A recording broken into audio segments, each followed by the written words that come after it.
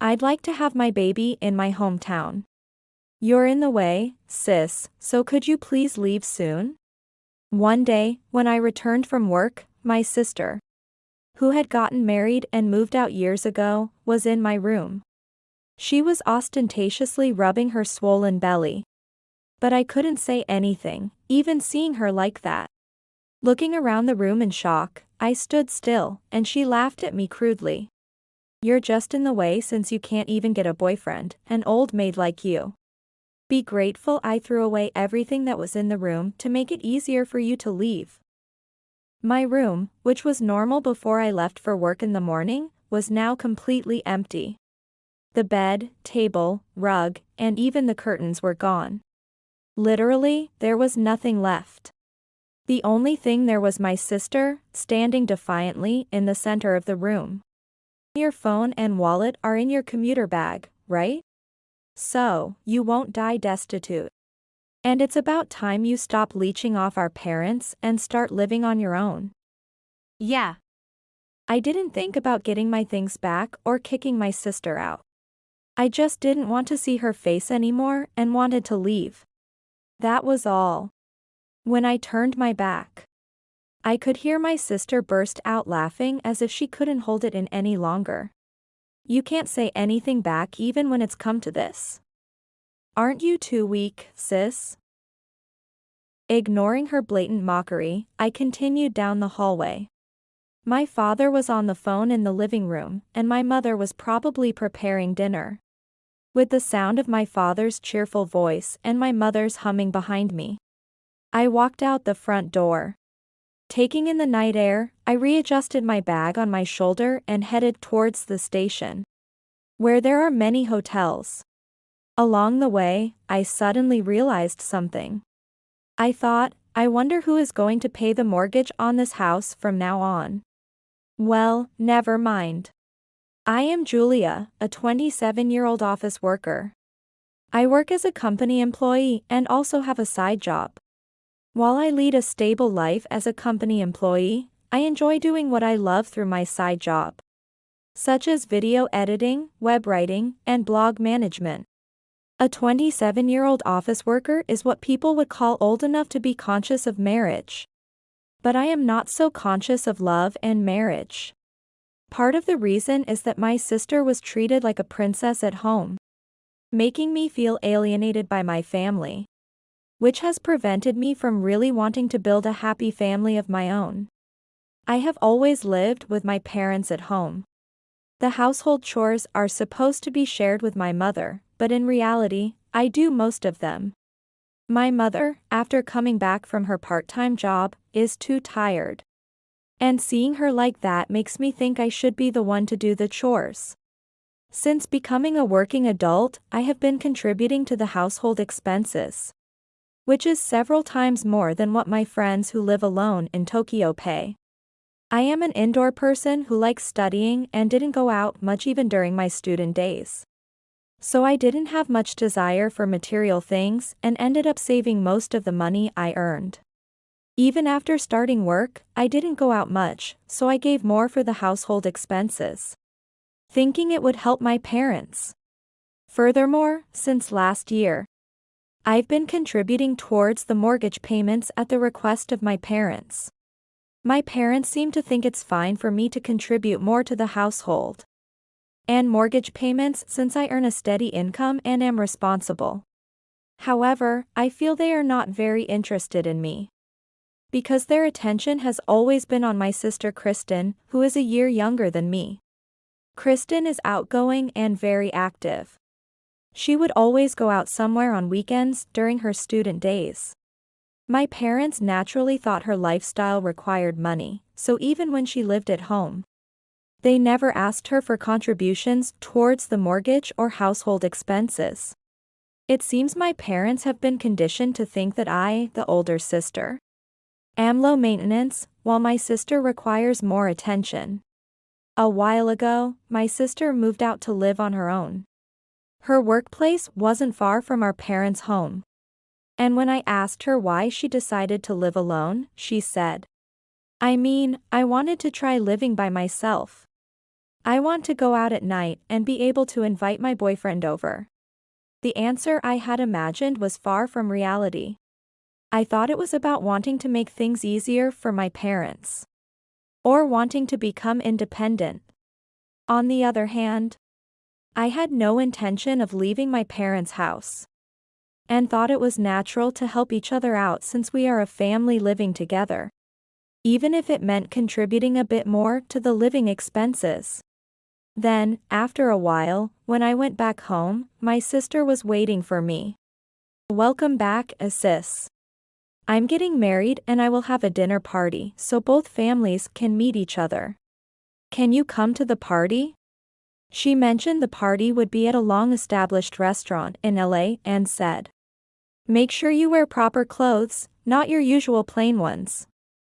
Otherwise, I'll be the one laughed at. Even though she said that, I don't own any fancy clothes. I decided to attend in my usual suit. After all, this is the most respectful attire I have. My sister's fiancé seemed sincere and was a very nice young man. He gave a very good impression when he said, nice to meet you, sister-in-law. I look forward to getting along. I thought she had chosen a very good partner for herself. Perhaps with him, my sister might settle down a bit, I thought, in a sisterly manner. Initially, the atmosphere was formal and tense between both families, but as alcohol was served, the formal tension gradually eased. And the conversation shifted to talking about children after marriage. Our eldest daughter, Julia, is almost 30 and still unmarried without any plans to marry. So it looks like we'll only be able to see grandchildren from our younger daughter, Kristen. We're looking forward to it so much, my parents said. I want to have children right after getting married, maybe 3, she said. And the conversation became lively.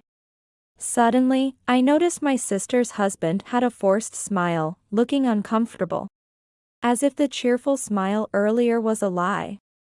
I felt he was also uncomfortable, just like me. I wished it would end soon. Since then, my parents started doting on my sister as an investment for their first grandchild. Whenever my sister said, eating this food is said to make it easier to get pregnant, they would immediately go buy it and tell Kristen to eat a lot. There might be a chance I can't get pregnant because of tight clothes, she said one day, and they went to a department store to buy a dress. If you visit this church, you'll be blessed with children, they said. And they even went on a trip together.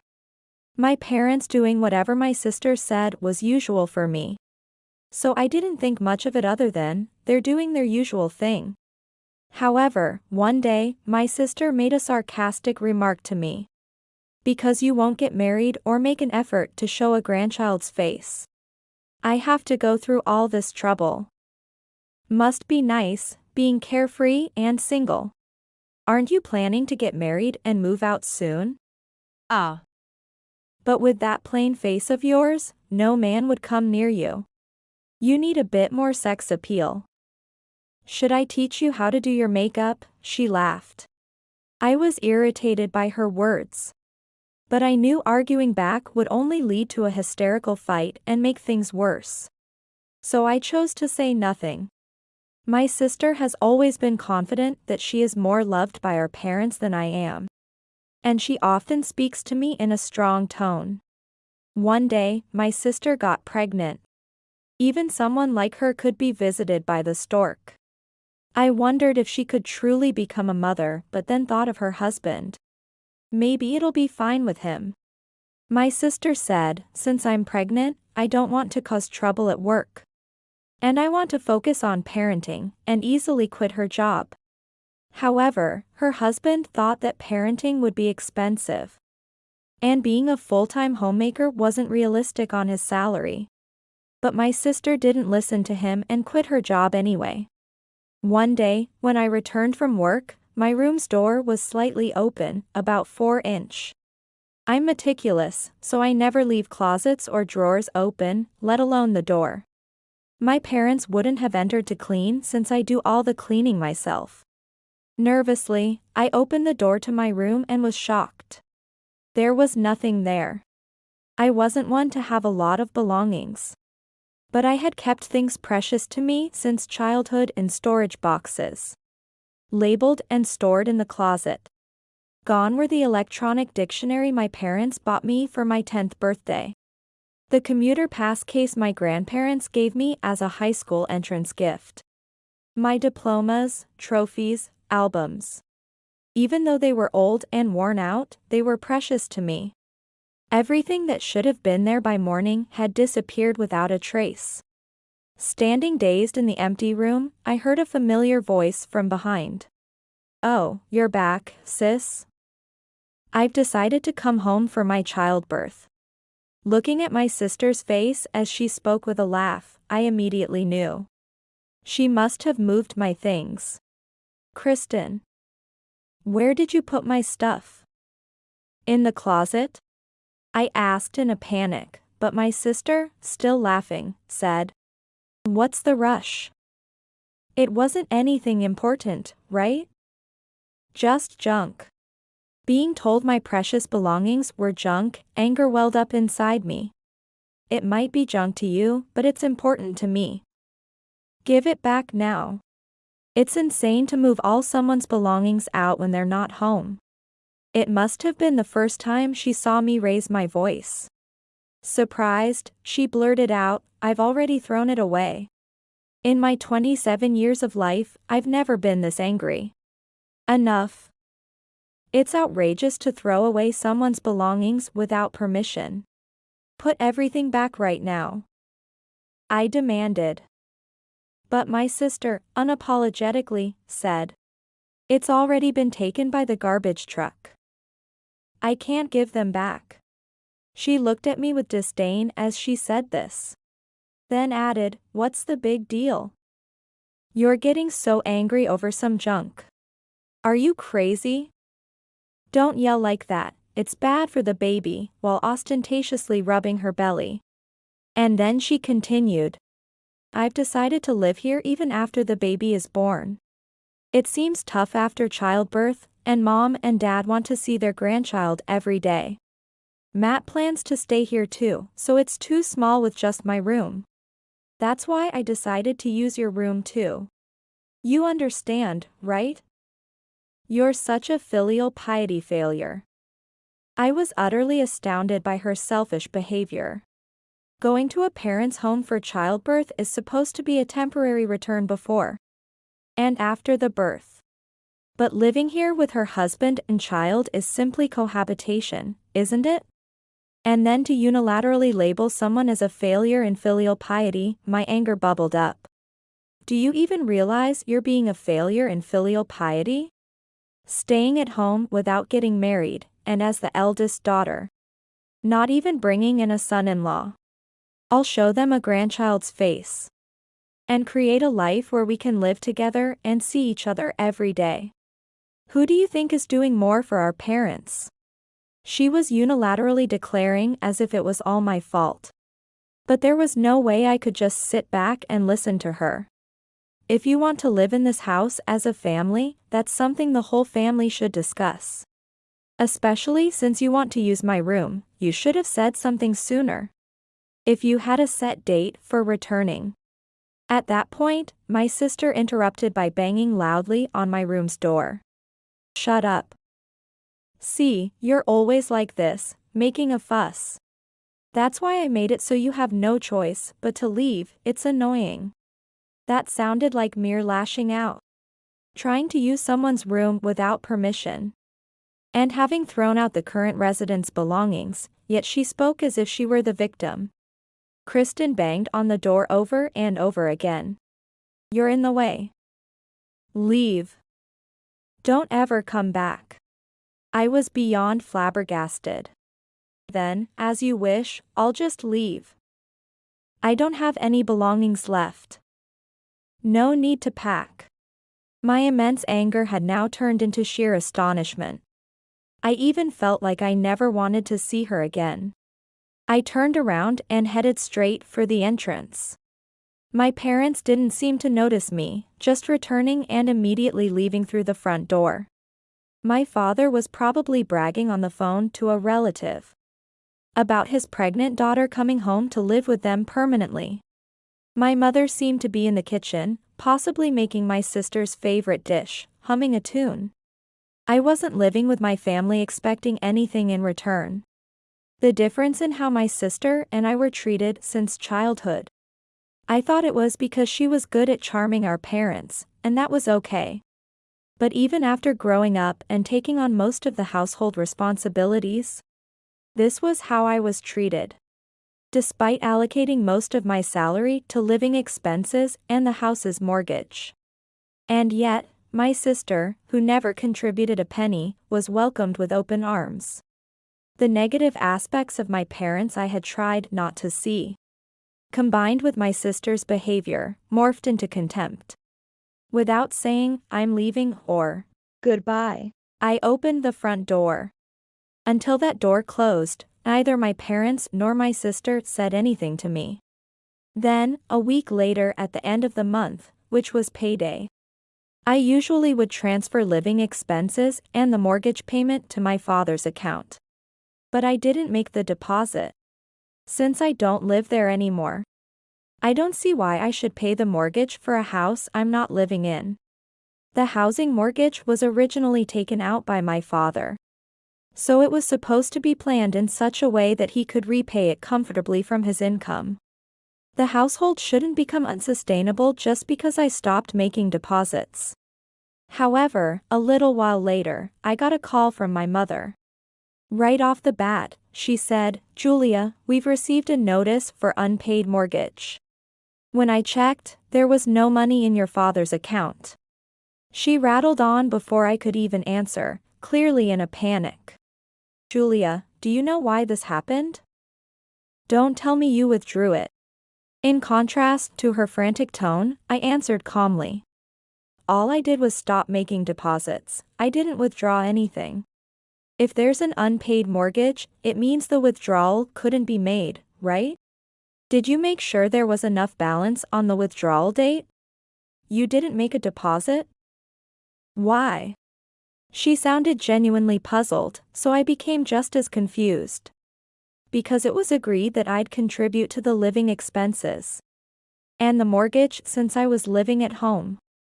Once I left, I obviously wouldn't continue to pay, right? I don't live there anymore. It seemed to finally dawn on her as I heard her gasp softly. "So, you don't need to pay the living expenses, you're right. But could you still contribute to the mortgage? Even living on your own, you should have some leeway, right?" "Sorry, but I can't. My current rent alone is $5,000. I'm stretched thin as it is, covering my own living costs, let alone paying for a mortgage on a house I'll never return to. $5,000. You're just an ordinary employee, how could you afford such a place?" Hearing my mother's astonished voice, I sighed. That's the same amount I used to give home every month. Asking such a thing now, it's clear you never really cared about me. If that's the case, I can't discuss money with you any further. I'm not your personal ATM.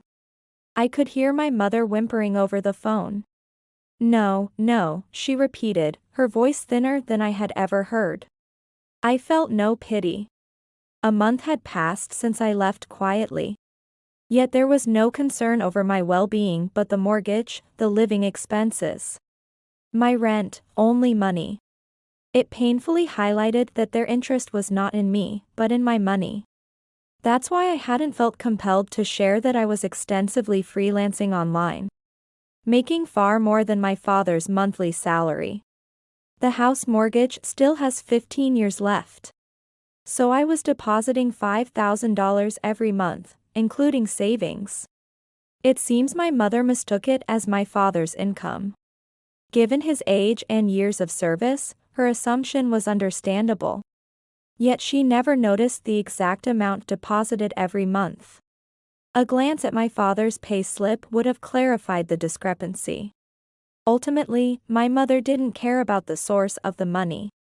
which is why she failed to notice when the monthly income halved, leading to a shortage and subsequent mortgage payment failures only noticed when prompted by a notice. When the absence was finally felt, she acted in a manner so typical of her. I could only offer a faint smile. Lately, she had been indulging my sister's demands for expensive baby items, further straining their finances. But without your contributions, we can't make ends meet. Could you send some money as remittance? I've told you, I can't. Why don't you ask Kristen to contribute a bit for living expenses? If that's not enough, maybe you should increase your part-time work. As I conveyed this, my mother's shriek pierced my ears. Kristen just had a baby. How can I work more and leave her alone with the baby? Are you suggesting Kristen should work too? How could you say such awful things? I clarified, that's not what I meant. If Kristen and Matt, as a couple, are going to live at mom and dad's house, then they should be contributing some amount towards the living expenses. I did the same, didn't I? And isn't Matt still working? Yet, you're planning to live together without contributing anything? After calmly responding to avoid provoking my mother, silence followed. Staying there just temporarily might be fine. But Kristen said she plans to live there forever, and Dad seems to think the same. So, it would be better for everyone living together. From now on to discuss how to handle finances and share the burden. I've already left the house, so I can't be part of that discussion. Waiting a bit for a response that never came. Then, I'm going to hang up now. I don't plan on contacting you guys anymore. So after I hang up, I'll block you, Dad, and Kristen's numbers. You guys can delete my contact information too. Bye. With that, I ended the call. The last thing I heard was a bewildered "huh" from my mother. Before another call from my mother could come in, I quickly navigated my phone to block all three of them. After completing the settings, I took several deep breaths and moved closer to the living room window. From this 25th floor apartment, I couldn't see people outside without looking down. After leaving my family home, I moved into what's known as a high-rise apartment. In fact, my side income had significantly increased, allowing me to save in the tens of thousands every month, even after transferring $5,000 to my family. Remembering my mother, who would spend whatever money she had, I felt relieved I hadn't suggested using my savings to pay off the mortgage in full. After all, my parents wanted me out. Kristen, being heavily pregnant, couldn't possibly have moved my bed and table on her own. Someone definitely helped her. While it might have been Matt, I would like to think he wouldn't partake in moving all belongings from a lived-in room. Either way, such a significant move would have been noticed by my parents. I was the only one out for work today, and they were home all day. Yet, they said nothing when I returned and ignored me even as I was leaving. Whether they were persuaded by Kristen or not, it was clear my parents had a part in wanting me out. Feeling this betrayal, I decided then to give up everything and leave the house. Had I paid off the mortgage in full, the three of them would have lived comfortably in a spacious home. I could not allow that to happen. So, I chose the high-rise apartment for my new home. I remember when we used to gather around the TV as a family, dreaming about living in such a place. My decision to live in a high-rise apartment out of spite turned out to be far more comfortable than expected. My chosen furniture, a space undisturbed by anyone, and the freedom to live off my earnings brought me immense satisfaction. Making my potentially struggling mother believe I was living in a luxurious home felt exhilarating. I may have bragged a bit too much about paying $5,000 in rent, but my mother never noticed. Moreover, getting along well with my neighbors on the same and adjacent floors was a delight. Contrary to my expectations of encountering boastful conversations, about income or car ownership. Everyone was humble, making for a pleasant living environment. 3 months later, my peaceful life was disrupted. As I left the office, Kristen approached me from behind. "Sis, there's something. I need to talk to you." Her lips trembled as she spoke, her appearance rougher than a year ago. Likely due to childbirth and parenting. Yet, her charm remained, drawing attention from my colleagues and employees from other companies as they passed by. "Sorry, but I have plans afterward. If it's about the house, talk to Mom." As I attempted to gently remove Kristen's hand, her eyes began to well up with tears. On the verge of crying, drawing some cold stares from the people around.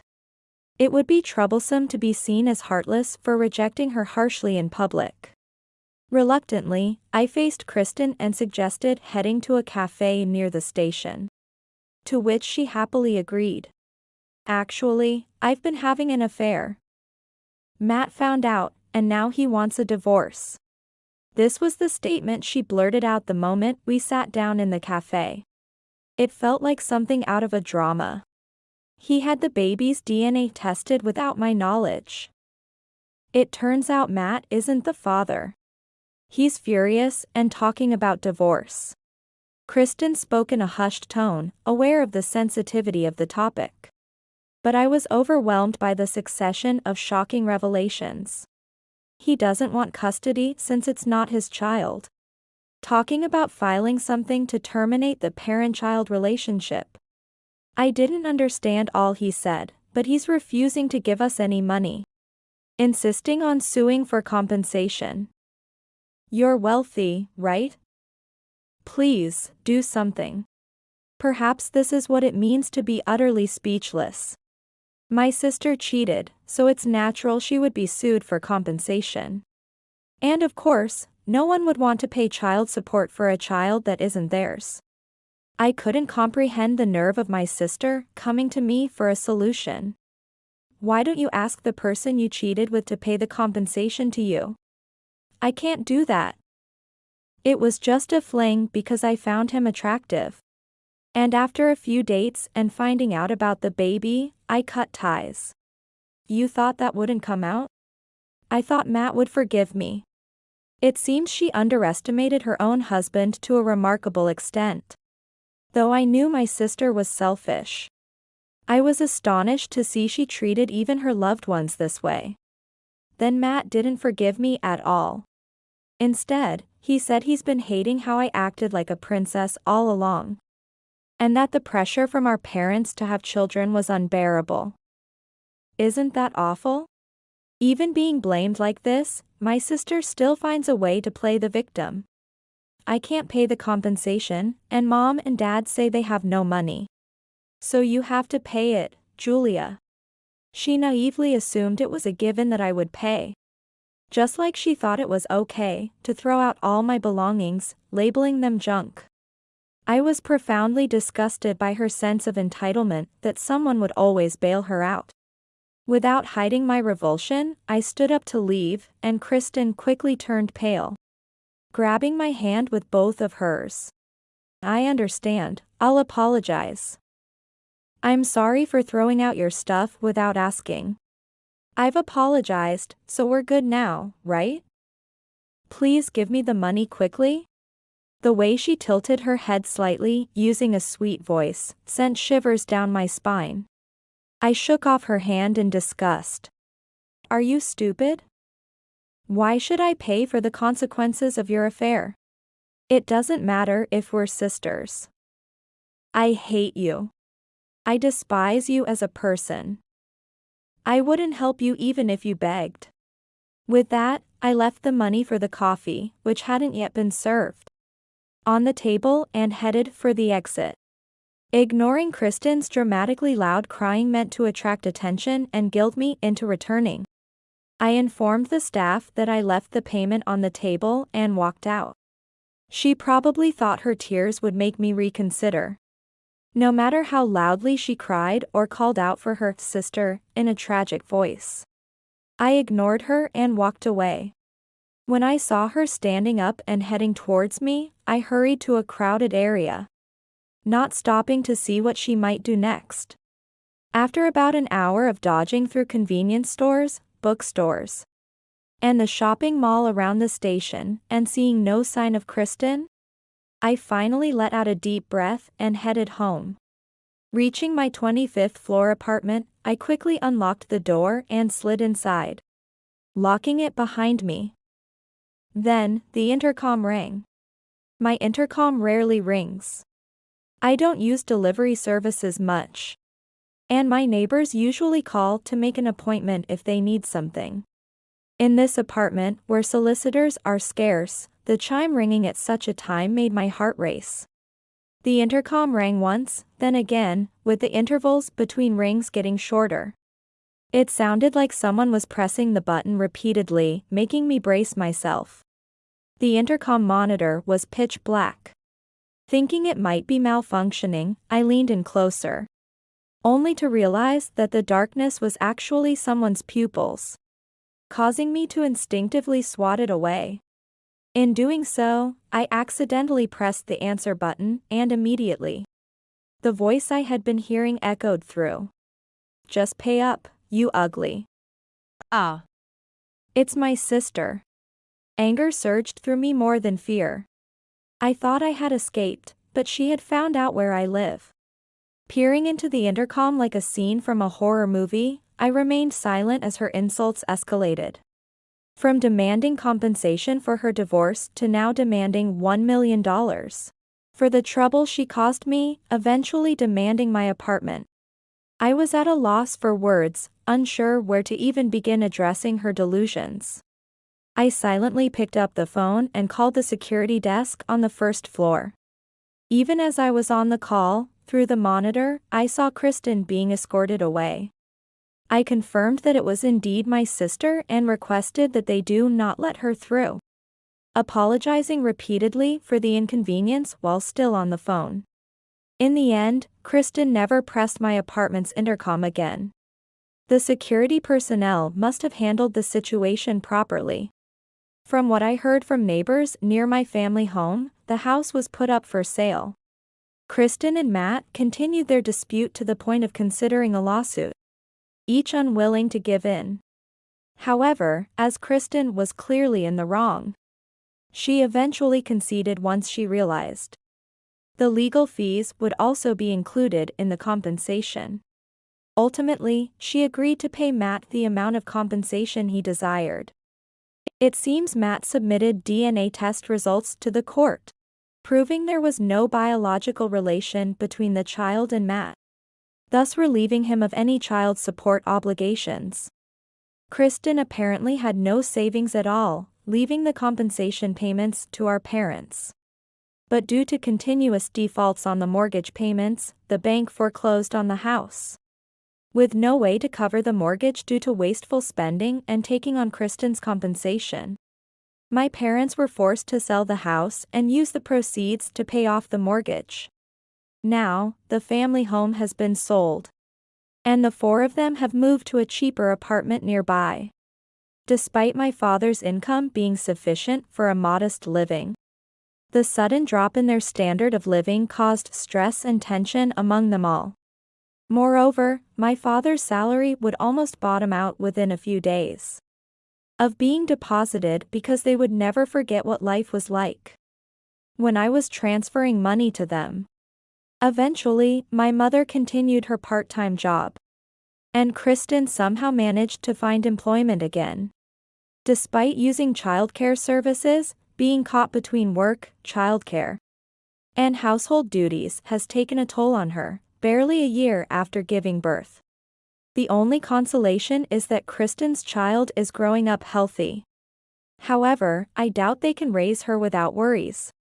So I've had a neighbor pass on some flyers about childcare support to them, meddling though it may be. On my end, my consistent dedication since joining the company as a fresh graduate was recognized, and I was promoted. I am now leading a new project as a group leader. My side business is also thriving, with a steady increase in income. One of my side jobs, writing a serialized article as a web writer, was so well received that it was published as a book. The knowledge I acquired and shared is not commonly found on the internet, leading to its popularity and becoming a bestseller. This success has positively impacted my other side ventures, creating a virtuous cycle of growth. Embarking on new challenges, feeling just the right amount of tiredness, and returning to my comfortable home each day brings me true happiness.